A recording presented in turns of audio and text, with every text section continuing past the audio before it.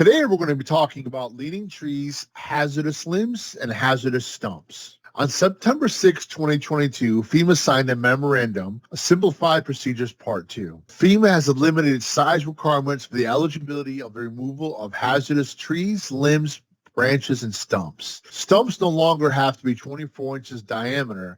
However, for the stump to be eligible, it still must be uprooted 50% or more. Hazardous limbs no longer need to be 2 inches in diameter. And hazardous leaning trees no longer must be 6 inches in diameter. However, for it to be eligible, the tree must be leaning greater than 30%, have a split trunk, or a broken or missing canopy. FEMA still requires the applicant to maintain and provide, when requested, documentation supporting the specifics of the immediate threat with the location and photograph or video documentation. Applicants must also ensure that the costs claimed are reasonable based on work required to remove the debris. First, we're going to talk about hazardous hanging limbs. Removal of broken limbs or branches that pose an immediate threat are eligible. FEMA does not fund removal of broken limbs or branches located on private property unless the limbs or branches extend over the public right-of-way, the limbs or branches pose an immediate threat, and the applicant removes the hazard from the public right-of-way without entering private property. This is a photo shows a threat to public property as the limb hangs over the road. It is extremely important that the photo shows the threat to the improved property. These are examples of some photos that were submitted for reimbursement of hanging limbs.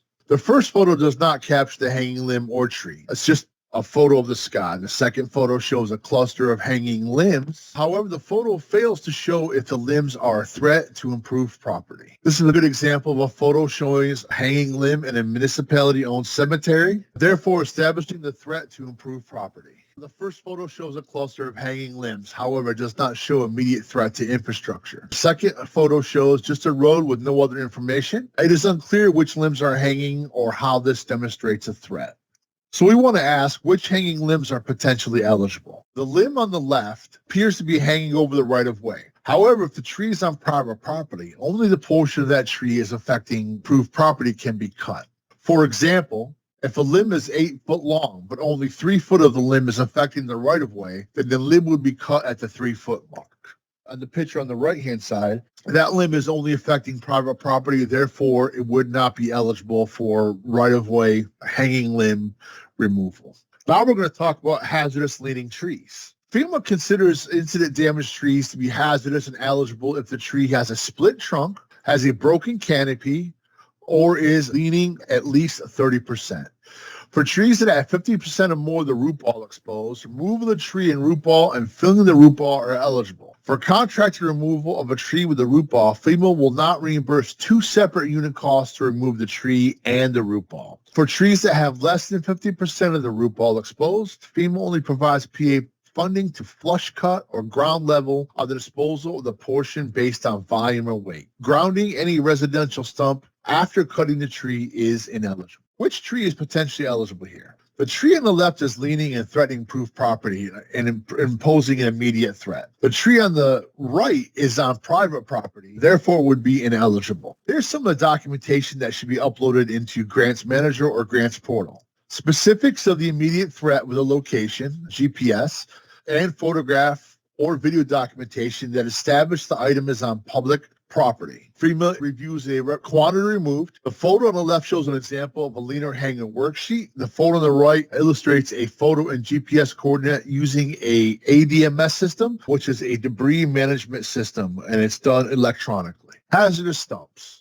High wind and flooding events may cause uprooted stumps. Removal of the stumps and filling the root ball may be eligible when the stumps have 50% or more of the root ball exposed. If grinding a stump in place is less costly than extraction, grinding the stump in place may be eligible. Stump removal in areas with known or high potential archaeological resources usually requires that FEMA further evaluate and consult with SHPO, the State Historic Preservation Office, or Tribal Historic Preservation Office, THPO. If the applicant discovers any potential archaeological resources during stump removal, the applicant must immediately cease work and notify FEMA. Stumps removed by contract.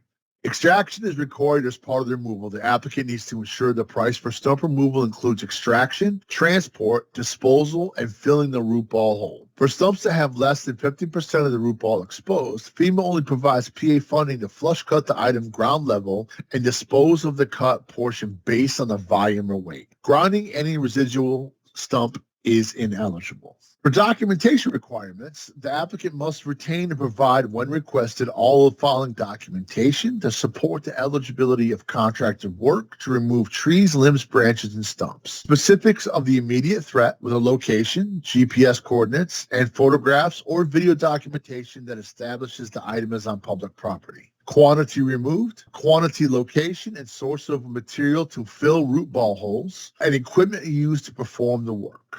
We take a look at these pictures, the picture on the left and the picture on the right. The picture on the left would be an eligible stump as it's uprooted 50% and it is in the road, therefore posing an immediate threat. The stump on the right, even though it's on the right of way, it does not pose an immediate threat because it is not uprooted. However, FEMA will fund to flush cut that stump and take it away based on volume and or weight. What documentation should be uploaded into Grants Manager? The applicant must retain, when requested, specific of the immediate threat, the location with GPS, photograph, or video documentation that establishes that it's on the public right-of-way, quantity removed, location and source of fill material, and equipment used to remove the stump.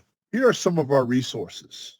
We have the PA Program and Policy Guide, version 4, and that's effective June 1st, 2020. Debris removal is on page 99 through 110. The hazardous limbs, trees, and stumps are page 101 to 103. For waterways, it's page 103 to 105. And for PPDR, page 107 to 109. We also have the Debris Monitoring Guide, which was issued in March 2021. That is also a great guide for debris monitoring and gives the do's and don'ts throughout a debris removal project.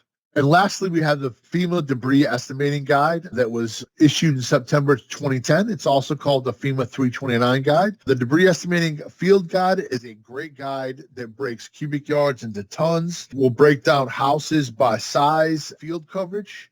It is an overall great estimating field guide. This presentation was provided by the Training and Development Branch within FEMA. Thank you. Now we have some compliance information for you. If you are working with any documents used for a FEMA grant, you are responsible for safeguarding personally identifiable information, or PII. PII refers to anything that can be used to directly or indirectly identify an individual. Some examples of PII are names, addresses, social security numbers, and financial account information. This type of information must not be uploaded into Grants Portal or Grants Manager. To report corruption, waste, fraud, abuse, mismanagement, and/or misconduct, contact the Department of Homeland Security Office of Inspector General by phone at 1-800-323-8603 or via the website or mailing address listed on the screen now. Procurement requirements are among the most complicated parts of the PA grant process, and noncompliance can result in deobligation of funding. Please make sure that you are following FEMA's procurement guidance for recipients and subrecipients. Federal requirements for procurement and contracting are described in 2 CFR Part 200. The Procurement Disaster Assistance Team, or PDAT, offers some training and tools on their website, www.fema.gov/grants/procurement. For technical assistance with Grants Portal or Grants Manager, you can call the PA Grants Portal Grants Manager hotline at 866-337-8448. National hours of operation are 8 a.m. to 8 p.m. Eastern, Monday through Friday. The hotline can also be reached by email at FEMA-recovery-PA-grants@fema.dhs.gov. We have many other recorded webinars and tutorial videos available on our YouTube channel. You can find them by searching for FEMA Grants Portal on YouTube or by navigating to the Support Center in Grants Portal or Grants Manager. Thank you for watching.